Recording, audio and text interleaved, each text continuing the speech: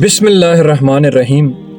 اللہ کے نبی کی ایک حدیث ہے اور یہ ابن معاجہ کی حدیث ہے اور صحیح حدیث ہے کہ ایک شخص کو رزق ملنا ہوتا ہے حلال طریقے سے اور وہ جلد بازی کر کے اسی رزق کو حرام طریقے سے حاصل کرتا ہے، اور جب وہ اس رزق کو حرام طریقے سے حاصل کر لیتا ہے تو پھر نہ تو اللہ کی مدد اس کے ساتھ ہوتی ہے اور نہ اس میں برکت ہوتی ہے اور نہ ہی اس کو کچھ ایکسٹرا ملنے والا ہوتا ہے۔ کچھ انسینٹیوز جو ہے نا وہ ہمیں اللہ کی طرف سے بھی ملتے ہیں، تو پھر وہ جو ہے نا سارے انسینٹیو اس کے مائنس ہو جاتے ہیں۔ جب آپ ایک چیز کو حرام طریقے سے لیں گے نا تو پھر اس میں جو ہے نا ٹینشن، ڈپریشن، ذہنی دباؤ کا شکار، گھریلو معاملات میں مسئلے، کسی معاملے میں برکت نہیں۔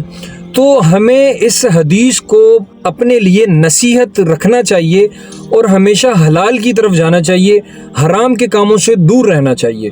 رزق جو ہے وہ اللہ تعالیٰ کبھی تو بڑھا کر دے دیتا ہے، کبھی گھٹا کر دیتا ہے۔ دیکھیں اوور آل جو ہے وہ رزق آپ کے نصیب میں لکھا ہوا ہے، تو یہ اللہ رب العزت کی ڈسٹریبیوشن ہے کہ وہ آپ کو کس طرح آزماتا ہے۔ جب ایک بندہ کم رزق پر صبر کر لے تو پھر اللہ تعالیٰ اس کو رزق بڑھا کر دے دیتا ہے، اور ایک بندہ زیادہ رزق پر شکر ادا نہیں کرے تو پھر اللہ اس کا رزق گھٹا دیتا ہے، اور ایک بندہ جب گناہوں کی طریقے سے رزق کو حاصل کرے تو اللہ ناخوش ہے۔